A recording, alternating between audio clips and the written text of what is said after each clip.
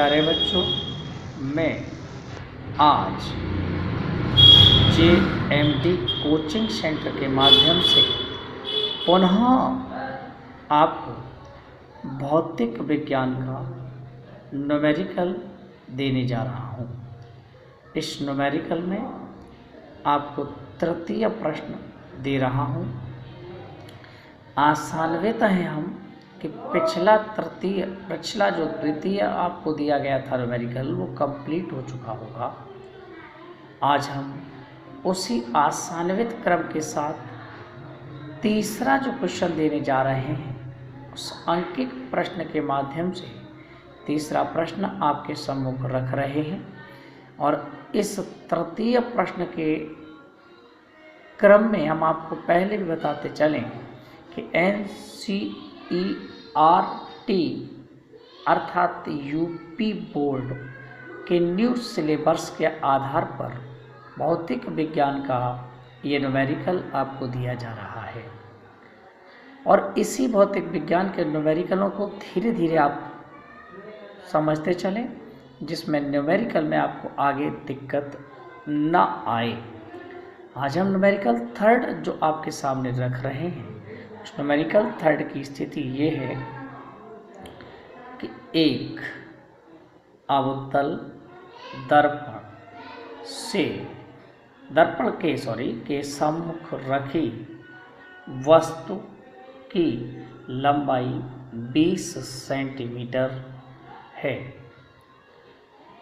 यदि वस्तु द्वारा बने प्रतिबिंब की लंबाई 10 सेंटीमीटर हो, तब अवतल दर्पण में बने प्रतिबिंब का रेखीय आवर्धन ज्ञात करो।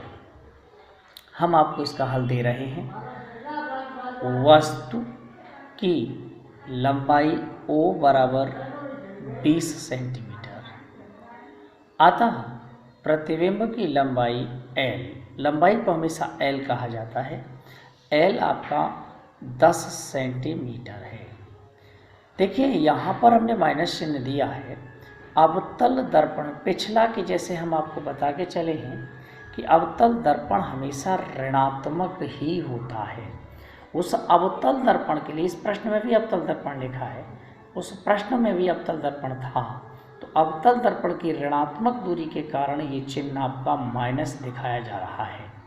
ऋणात्मक चिन्ह होने के कारण इसकी प्रकृति माइनस ऋणात्मक में है, तो ये 10 सेंटीमीटर आपको हम दिखा रहे हैं।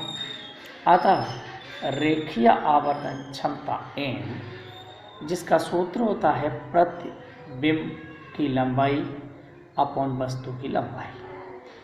प्रतिबिंब की लंबाई को जैसा कि हम कहते हैं L और वस्तु की लंबाई को जैसा कि हम कहते हैं O, तो सूत्र हमारा बनता है, फार्मूला हमारा जो तैयार होता है वो है M -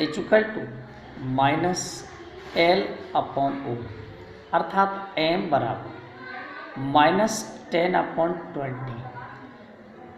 10 से हमने क्रॉस मल्टीप्लाई से भाग दे दिया, डिवाइड कर दिया, तो 10 से कम 10 और 10 दूनी 20, तो ये आ गया 1/2, अर्थात M जिसका मान ऋणात्मक में -1/2 है।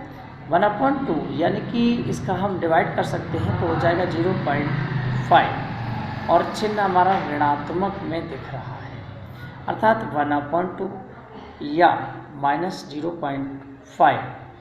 अब पुनः हम देखते हैं कि आवर्धन क्षमता M बराबर -1/2 होगी। इस प्रकार हम तृतीय न्यूमेरिकल की ओर चलते हैं, तो आसान्वित है कि तृतीय न्यूमेरिकल आपका कंठस्थ हो जाएगा। पिछले 2 न्यूमेरिकल आपके कंठस्थ हो चुके हैं। हम इसी आशा के साथ आपके लिए आगे पुनः फिर यही कहना चाहेंगे कि आप इस चैनल को अगर सब्सक्राइब नहीं किया है तो कर लो, जिससे आगे आने वाली वीडियो हम आपको दिन प्रतिदिन अपलोड करते रहें, जिससे आपके परीक्षा क्रम में कोई भी परेशानी आपके सम्मुख ना आए। मैं आपको इसी आशा के साथ